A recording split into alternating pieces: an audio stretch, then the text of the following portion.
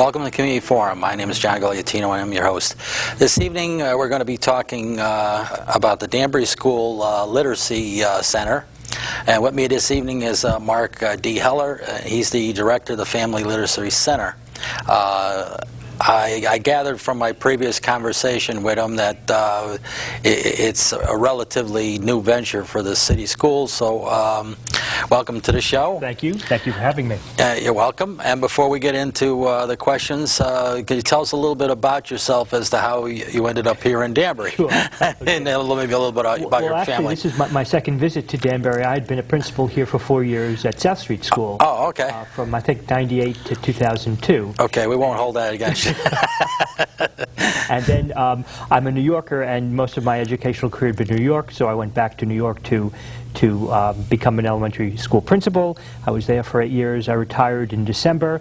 I was looking for something else to do in the area of education that would be interesting and creative, and I checked the Danbury website, and this job was available, and luckily I got it, and I was hired in February, and the center began operation in May.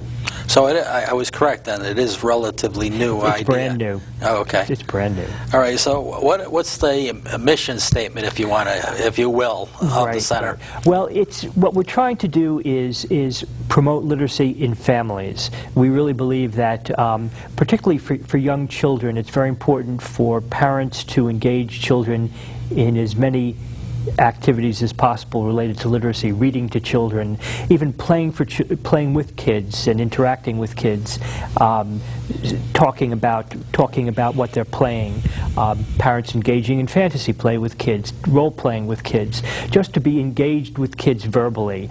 Oral language is so crucial for young children as they move into literacy, and so we're trying to promote that at the center as much as we can with programs for parents and kids together.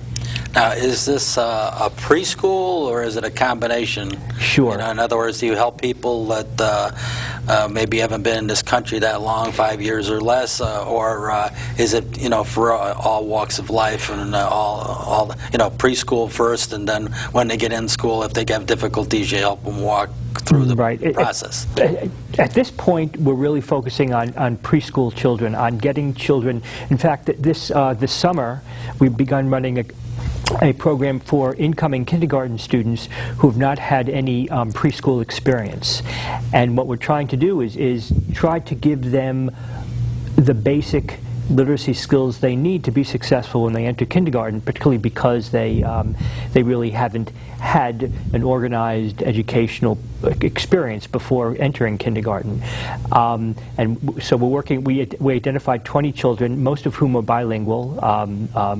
Some are most are Spanish speaking. We have children who were Taiwanese. Taiwanese is there? Well, actually, they're from Thailand. So so Thai must be their primary language. Okay. But we're trying to give them the experience that they need in order to be successful, and also to try to identify those students who might need additional support once they enter kindergarten, so to let the public school know which children might need extra help.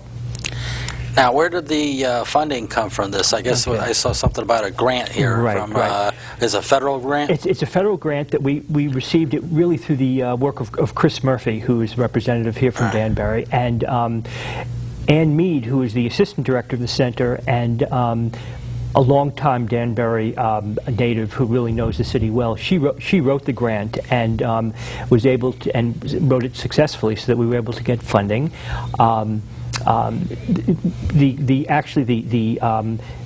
The center itself started in May. What we did, we had an opening. May 1st. Yeah, May 1st. We had an opening day event. Representative Murphy was present. He helped to cut the ribbon. The superintendent of schools in Danbury, Sal Pasquarello, has been very involved in getting the center going. Deputy Superintendent Bill Glass. So they were there to cut the ribbon, and Mayor Boughton was there as well, and to get the center underway. Well, you have the two sets of bosses. That's right. Yeah, one set that gives you the money, the other set that has the command structure. That's right. But it's exciting. We're located at 49 Osborne Street, which is a school services building for the Danbury Public Schools. But we have 2 rooms in the center, one room that we're devoting to parents and one room to children. And the grant provided the funding to to purchase the furniture for the children's room and the chairs and computers that we have in the parents' room. Oh, and so you have computers. We have also. computers as well. In fact, we're working on a program with the Danbury Public Library, which has computer programs for adults, where English language learning adults can get onto the computer and learn English. And we're in the process of linking with the library so that we can provide that same service to adults who come to the center as well. Oh, you want to do the adults over there also, take the pressure. Exactly. Exactly. Well, not only that, but they come with their kids. Exactly. So that we can provide child care but more than just child care, really programming rather for young children as the adults are learning to read and speak English. Scholastic also has donated thousands of dollars worth of books for us. Scholastic, that's the former Grolier Exactly, company. exactly. Yeah. And so we've been very lucky. What are the hours of operation? Well, at this point, we're operating from 8 in the morning till 3 in the afternoon. We really have been focusing on programs, however, but we want the center to become a kind of a walk-in resource center for Danbury natives, so that Danbury citizens, so that an adult coming into the center can either take advantage of the center services or learn about other services that are provided by other agencies in the city, because there are many agencies in the city that provide educational support for adults and children. And I'd like our center to eventually become a kind of a place, the place where we can direct adults and children appropriately. If we don't provide the program, we then can direct them to a resource that would be helpful to them. Now, what's this about a boot camp? Okay. Well, the boot camp is what we're calling our pre-kindergarten program, and it's sort of a name that we thought would attract some attention. And we were able to get a list of a lot. There are a lot of children in Danbury who have not had preschool, and we were able to identify those and get a nucleus to come to us for these next 6 weeks. Okay, and this is going to be all year long. It's not just a summer program. Exactly. We're open 12 months during the year. Obviously, the boot camp is just for the summer. But prior to the boot camp, we ran playgroups for young children, preschool-age kids, and we ran playgroups during the week, in the evening, and also on Saturdays. And again, it's to provide young children with oral language, to stimulate their oral language development, which is really the precursor to literacy, and also to get parents involved in playing with kids and even if we encourage parents to speak to their children in their native language, just to encourage language development and the interaction. Well, they learn quicker. Exactly. Because if they're getting exposed to the second language, if they get it in their language, but then they can say, okay, this is how it's said in that language, it's easier for them to learn than not have any reference points. And what's really neat is that the younger the kids are, the easier it is for them to learn this. To make the switch. To make the switch. Their minds are plastic. It's quite amazing. I mean, you can see it when a child who's very young learns English as opposed to an older child. He or she, the younger child, doesn't have the accent that the older child does. It's quite amazing. So that the younger we get them, the easier the transition. Exactly.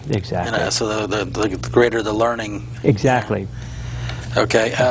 Now, I was going to ask you if you have a website that describes your program. We do have a website. A website and a telephone number. Okay. Let's throw that out. We have a website.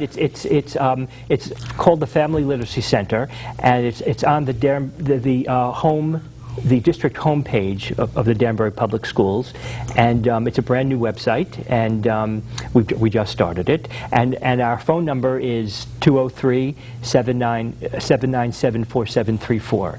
Okay. And you want to give a stab at what the website address is? Yeah, that I don't know. But if they go on the computer and they go to the Danbury Public Schools, probably .org. Exactly. Yeah, and then key in Family Literacy Center, they'll get there. They'll get there. Okay. Now, you're working with other agencies. You mentioned the library. Are there any other agencies that you're working with that you're trying to link up with? Sure. That's been a very exciting part of this because I really there's a lot that's going on in the city and in terms of supporting kids and adults, and I'd like to be a part of that. As far as the library is concerned, we're working with them in a program called Talk Time. So each Thursday evening at the library, our staff meets with the library staff, and then we have a nucleus of 10 to 15 adults who for 2 hours engage in informal conversation.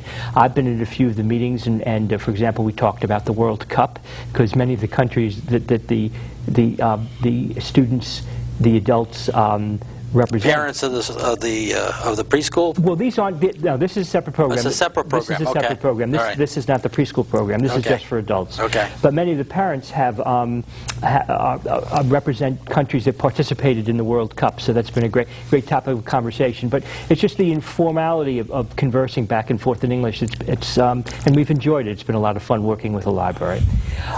We also have teamed with CACD, the Community Action Center of Danbury, and we're running a financial literacy program. Well, they're running the financial literacy program in conjunction with our play group, so that those adults who are learning, it's being taught by Bill Soldati, who is a member of CACD, and when he's teaching financial literacy to the adults, we're working with the children. So that's been working well also. So those are two. The third, we promoted a program called Les Serras through Danbury Children's First, and they came to us, and this is a program for Spanish-speaking adults, generally moms, and it helps them to develop the literacy skills to read to their children, but in Spanish, and so that took place at the center as well. In fact, the class just graduated last week. So those are three agencies that we've linked with. I'm hoping to link with Families Network to do something on fatherhood, nurturing fathers. We feel that's very important. When the more fathers are engaged with the upbringing of their kids, the more we think they're going to be engaged in literacy activities as well. So you can link up pretty much with all of the agencies. You didn't mention the Hispanic Center. You didn't mention the Salvation Army or the group that I'm Danbury, DYS, Danbury Youth Services. Right. But we certainly. But you certainly are covering all the bases, that you could do future link-ups. Yeah, and I mean we're new, so we're just kind of carving out our niche and seeing where the need is, and hopefully when we find the need we can either link with an agency or develop our own programs. Yeah, things that you can't handle, it goes off to here or there. If you run into parents that need to have certain needs, you can, it's easier to interact. Exactly. And that makes it for more efficient as opposed to replicating what another agency is doing. You say, and we have this need here, we got to get someone to cover that. Well, no, we already got an agency out there that does that. Exactly. And so my job has been to kind of figure out what's going on in the city, and there is a lot that's going on, and so that we don't replicate, but that we either support, work in conjunction with, or if there's a need that's not being provided, then we try to provide it ourselves. Now your funding comes 100% from this federal grant. Right, it's 100% from the federal grant. And how long is that grant going to run? It goes through December of 2011. But we're Ann Mead, who, as I mentioned, was our assistant director. She's very adept in terms of knowing grants, of figuring out what grants we can also tap into to support what we're doing. So we feel we'll have a tap that's running, and it will continue to support. Yeah, if it's something that the feds and I guess not, the state doesn't really have any money. It's all coming from the feds. It's coming from the feds. Yeah. So it is a priority in this country. So I think they'll keep that going. And the focus too on families and how families support the literacy development of their kids is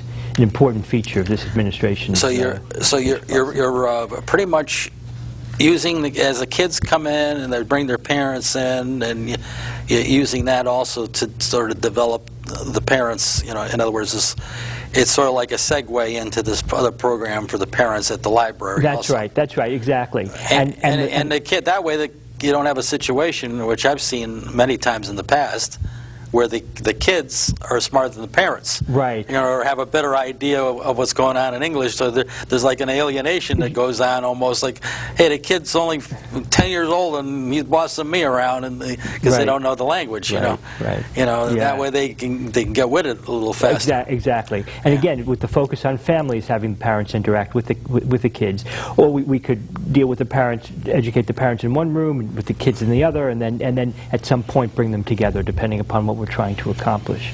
What kind of a staff do you have? Is yourself and? Yes, including, in addition to myself and Ann Mead, I have two parent outreach workers, Leanne Connors and Jennifer Gonzalez-Smith. Jennifer is a graduate of WestConn and trained as a social worker.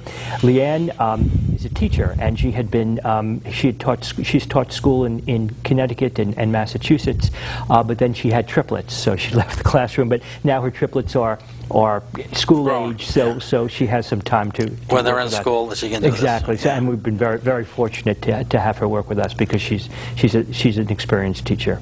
And again, how many kids are there total, or at any one time? Right. In the boot camp, we're working with 20 kids, 10 in the morning and 10 in the afternoon. In our play groups, the numbers varied from, we would get 4, 5, 10, and you know, it's interesting to think about how to build a program and how a program grows, and a lot of it is by word of mouth, and we're hoping by providing a comfortable, safe environment for adults and kids will attract more and more adults and children to us. But recruiting is an interesting problem that we're trying to, that we have to deal with.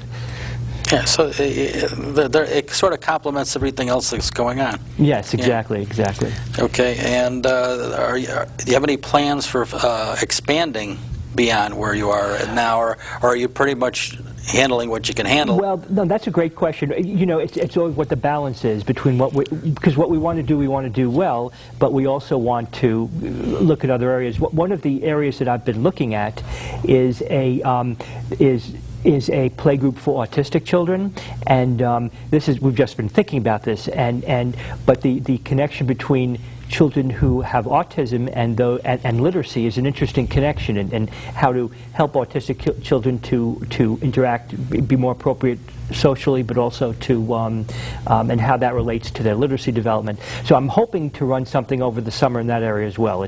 But we'll see. We'll see. So that's an area that we'll expand into, and we'll see. Again, looking to see what the need is, and being patient. So you check with the superintendent. Hey, how many autistic kids do we have here? Do you know? Or yeah. You know? Well, there is a need. You know, there is a need, particularly in the summertime, because my understanding is there are programs for these children in the morning, but in the afternoon there isn't. So we would provide something in the afternoon for these children, and then it's getting people to come in to help us who have the expertise with these kinds of kids. The other thing that we're doing that I didn't mention is I'm working with, when children are playing, I'm able to work with a group of adults and do a book group, and we've read so far 2 books on early childhood education by an author named Vivian Paley. And that's been fun because we read the book and we talk about the ideas, then we watch the kids play and see how whether their play... And sort of critique the play. Exactly. Is that normal play? Right, is this going to lead to the child becoming Einstein, or is he going to be a destructive child? Let's try to make him play correctly.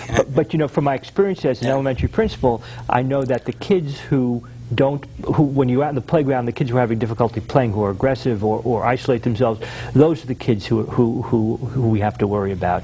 And so if we can... They've been watching too much TV, you know, with the bang bang, you know. Could be, it could be, but it's problematic. And so if we see that in a structured situation, we can try to figure out and help the kids to interact more appropriately. So it's a great challenge. Yeah.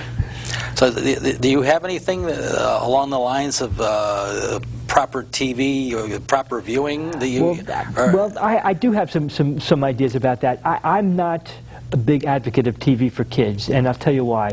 I think that one of the tools that kids use that helps them to be better oral language users is their imagination, is the creation of images. So, for example, if I'm reading a story to kids, it comes alive for them because they can imagine what's going on in the story. TV spoils that because it provides the image for the kids, so it's as if he or she isn't using that part of the brain that creates images. And all of us, all adults are storytellers and can be, and it's very interesting with kids. You can, if you're telling a story to kids, rather than even reading a picture book or a book to them, they'd be even more engaged. Just like you're describing a ghost. You know, there's this thing that's exactly floating around, and they're trying to think, oh, there's something like a sheet in wind on the clothesline or whatever, as opposed to seeing what's artificially made on TV. Exactly. And so I'm not a big fan of TV, although I don't think, I mean, kids watch TV and it has its place, but I think it can be at times a detriment. And that's not even to get into video games and that kind of thing, but just in terms of their imagination. So you teach them to read and teach them to play, along with what they read or what they visualize. Exactly. Yeah, and then they interact with their siblings, and then the parents see what they're doing and say, let's try to foster this as opposed to that. If a child is too aggressive, let's try to get them away from watching TV and reading more and taking them to the park. Exactly.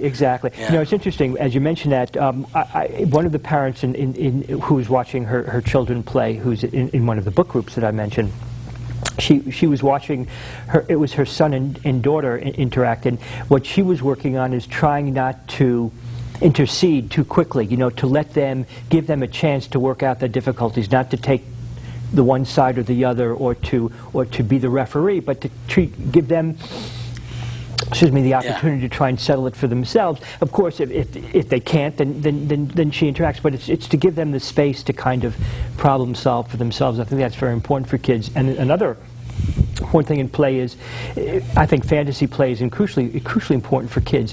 The role playing that kids take, so that pretending to be one thing and then the other, it's how kids get involved in each, you be the mommy, you be the daddy. That's how kids get involved in the play. So pretending is very important.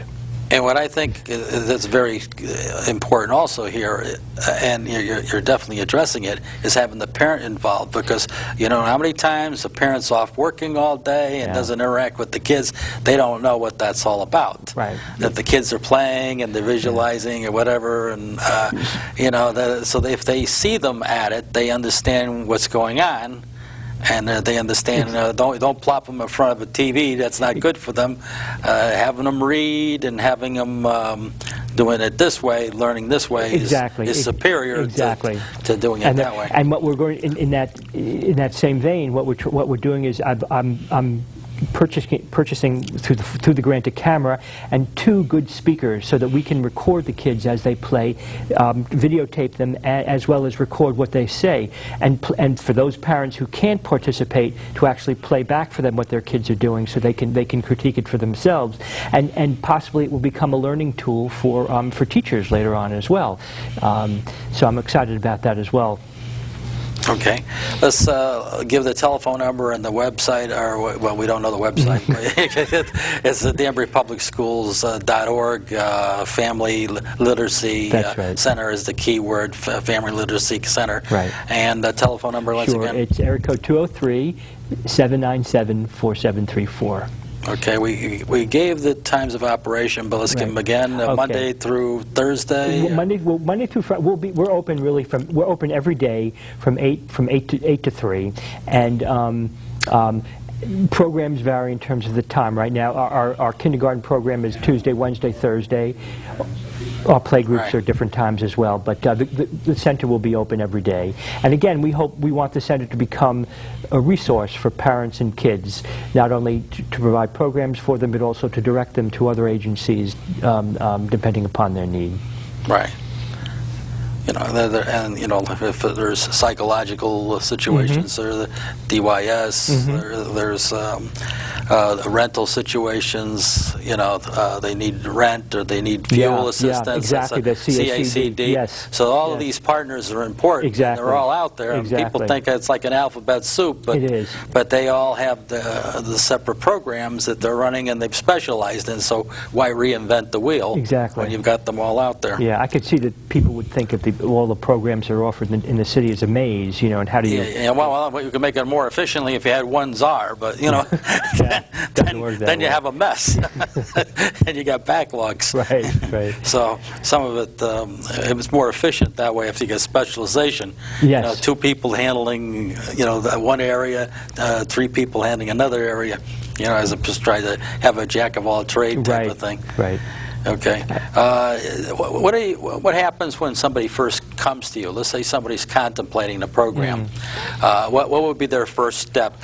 Who would they see? They would come call, and talk to you sure, first? they'd come and call. And for our play groups, it's quite informal, so that we ask the parent to fill out an intake form. But, for example, I got a call from a parent last week whose child is 4, but although she seems to be progressing normally, according to the parent, she doesn't. When she's involved with other kids, the child doesn't speak.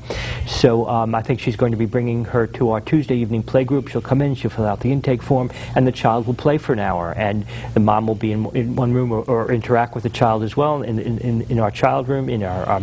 It's really set up like a kindergarten classroom, and we'll work with the child and try to encourage her in appropriate ways to speak and interact with kids. So the kids don't play right away with the other kids, right? First you get them acclimated, and then, yeah. Well, you know, some kids are more comfortable than others in terms of playing together. those are the politicians that want to accelerate right away, or future lawyers. But you know, we've noticed with kids in our play group, some of them have come to us without with very little oral language, and after a couple of weeks, they're becoming more comfortable in interacting with their peers.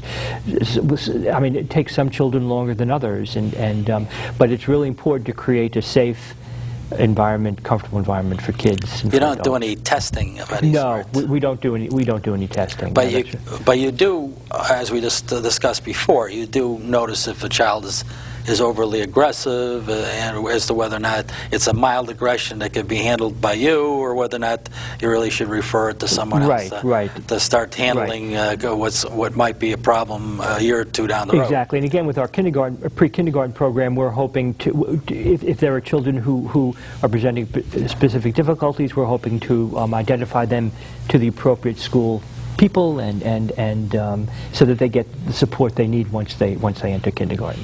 Okay, we've got like a half a minute left. If you can, once again, the telephone number. Okay, the telephone number is 203-797-4734, and I encourage anyone who would like their child to be involved in a play group to please give us a call, and if we're thinking about other ideas and other programs as well. But it's you know, we're just getting started. And it's all year long. It's all year long. So they can call tomorrow. They don't have to wait for Labor Day. Exactly. Yeah, okay. Exactly. All right. Well, I want to thank you for coming on the show. By the way, I forgot to mention it. I like your tie. Oh. Okay. Thank you. And I want to thank the viewers for tuning in the Community Forum. Tune in next week, same time, same station, and we'll see you then. Good night for now. See you later on. Thank you. Thank you.